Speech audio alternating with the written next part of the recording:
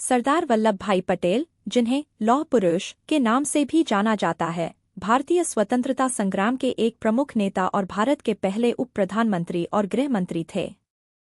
उनका जन्म 31 अक्टूबर 1875 को गुजरात के नडियाद में हुआ था। पटेल का जीवन संघर्ष, दृढ़ता और नेतृत्व का प्रतीक है।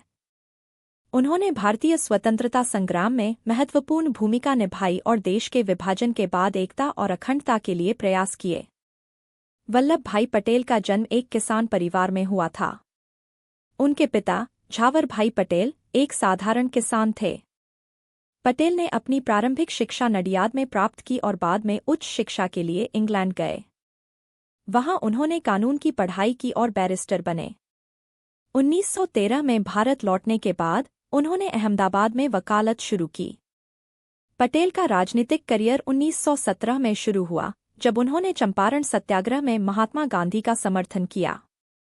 इस आंदोलन ने उन्हें भारतीय स्वतंत्रता संग्राम में सक्रिय रूप से भाग लेने के लिए प्रेरित किया।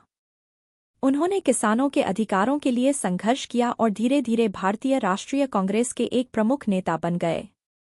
1920 के दशक में पटेल ने अहमदाबाद में कई महत्वपूर्ण आंदोलनों का नेतृत्व किया। उन्होंने श्रमिकों के अधिकारों के लिए संघर्ष किया और अहमदाबाद मिल मजदूर संघ की स्थापना की। उनके नेतृत्व में मजदूरों ने अपने अधिकारों के लिए आवाज उठाई और कई सफलताएं प्राप्त कीं। 1930 में गांधी जी के नेतृत्व में सविनय अवज्ञा आंदोलन शुरू हुआ। पटेल ने इस आंदोलन में सक्रिय भाग लिया और ब्रिटिश सरकार के खिलाफ कई प्रदर्शन किए। उन्होंने नमक कानून के खिलाफ भी आवाज उठाई और लोगों को इस अन्याय के खिलाफ संगठित किया। 1947 में भारत को स्वतंत्रता मिली, लेकिन यह स्वतंत्रता विभाजन के साथ आई। विभाजन के समय पटेल ने देश की एकता और अखंडता के लिए महत्वपूर्ण भूमिका निभाई। उन्होंने 562 रियासतों को भारत में विलय करने के लिए कड़ी मेहनत की। उनकी दृढ़ता और नेतृत्व के कारण भारत की एकता सुनिश्चित हुई। सरदार पटेल को लौह पुरुष का नाम इसलिए दिया गया क्योंकि उन्होंने कठिन परिस्थितियों में भी अपने सिद्धांतों और विचारों के प्रति अडिग रहे। उन्होंने रियासतों के विलय के लिए कूटनीति और बल दोनों का उपयोग किया। उनकी रणनीति और निर्णय लेने की क्षमता ने उन्हें एक महान नेता बना दिया। स्वतंत्रता के बाद पटेल भारत के पहले गृह मंत्री बने।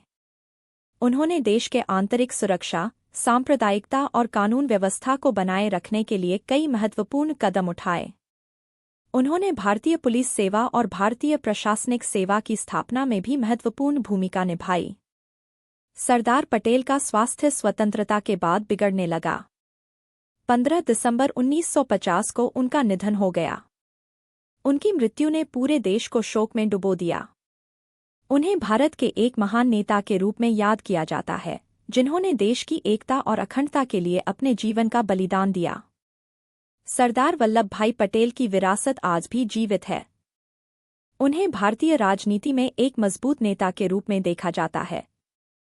उनकी शिक्षाएं और विचार आज भी लोगों को प्रेरित करते हैं।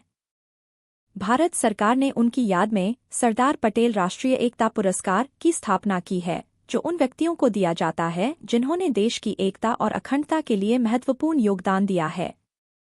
अगर आपको यह वीडियो पसंद आई होगी तो चैनल को सब्सक्राइब करें और दूसरी वीडियो एंजॉय कर सकते हैं।